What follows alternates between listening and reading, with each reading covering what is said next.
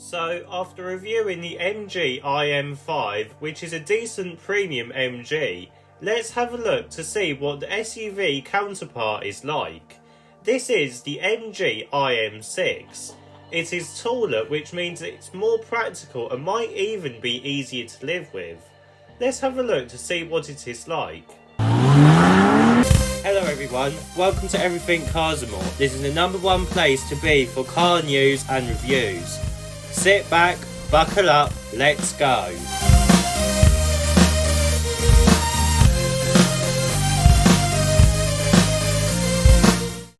So in terms of design on the new MG IM6, it is very similar to the IM5. We get these big swoopy headlights that are a bit bigger on this model and feature a slightly different graphic for the LED daytime running light, giving the front a higher look. The bumper also follows a similar design to the IM5, but the side vents are much bigger and also house the fog lights, which the IM5 doesn't have. They are also not connected to the central air vent, which on this car is much bigger too.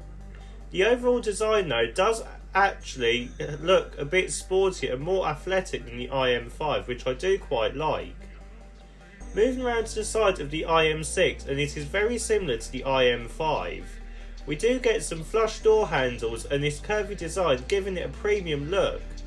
We also get 2 sets of cameras and a decent greenhouse area too.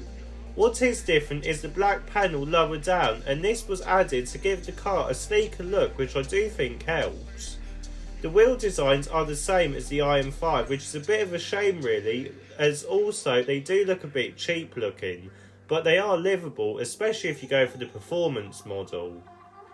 Moving around to the back of the IM6, and again it is very similar to the IM5, but it does look a bit different. We get this black panel which looks futuristic looking and has a cool looking light bar to it.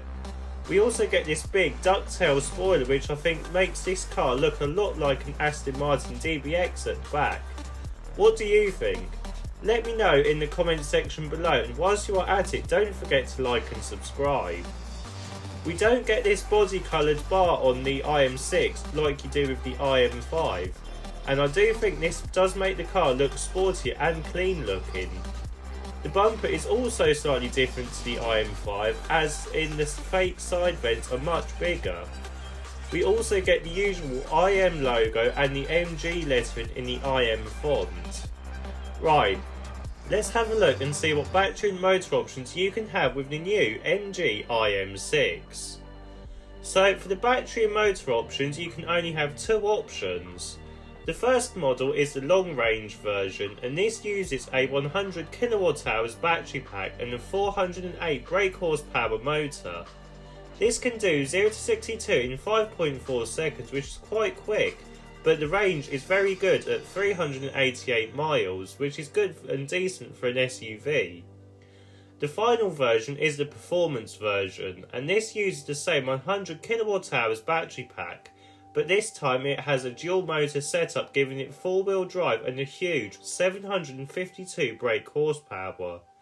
This can do 0 to 62 in a very quick 3.5 seconds, and this doesn't actually affect the range too much at 313 miles. So really this would be the best one to go for if you can afford this one.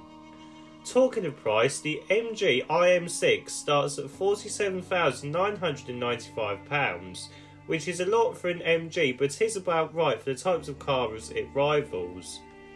Right, let's have a look and see what the interior is like. So, climb inside the new MG IM6, and it borrows its interior from the IM5 unsurprisingly. This means that the interior is nothing like any other MG. To start with, we get a 2-screen setup. We get this big widescreen display which incorporates the instrument cluster and infotainment system into one display. This looks very modern and premium. The second is in the centre console, and this houses the car's settings and climate control system. We do get a lot of swoopy elements on the dashboard too, as well as a lot of vegan leather, making this car feel more premium than any other car in its class. The centre console is very minimalistic, but it does house a few storage areas, and in front of the driver we get this nice set of indicator stalks and this nice premium looking steering wheel that looks a bit like the older MG steering wheels actually. The seats are very supportive but are also comfy and have a ventilated function. Again, a first on an MG, just like the IM5. The overall fit and finish isn't the best, but it isn't too bad either, and you can easily look past that because of its premium design. The ergonomics are okay too, considering the layout. Right, let's have a look and see what the rear seats are like. So, climbing into the back of the IM6, and legroom isn't too bad.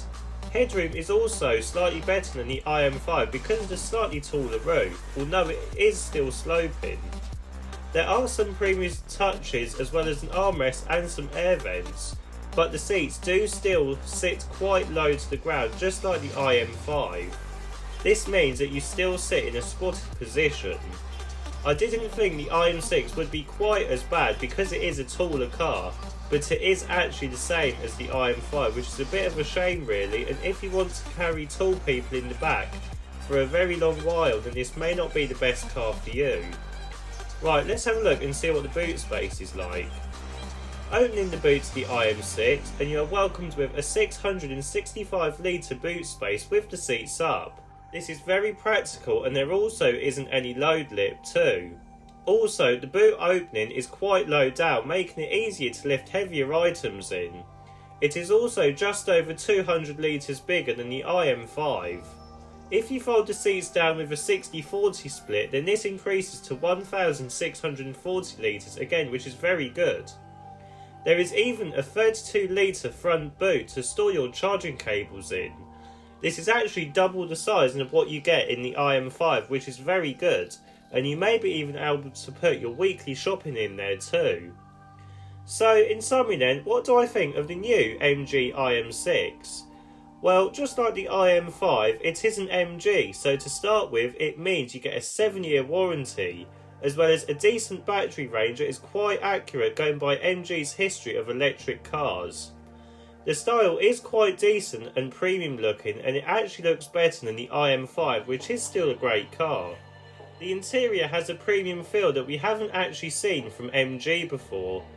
Practicality isn't too bad, but for an adult doing a long journey in the back it may be a bit uncomfortable, but children should be fine. It is also better than the IM5 now, so do bear that in mind. Also, just like the IM5, the IM6, in the segment it's in, it is very tight and competitive, but it can still easily see the car being relevant and possibly even popular. Personally, I think it is worth considering to take a look at this car if you are in the market for something like a Tesla Model Y, because the MG may be just that bit better for you.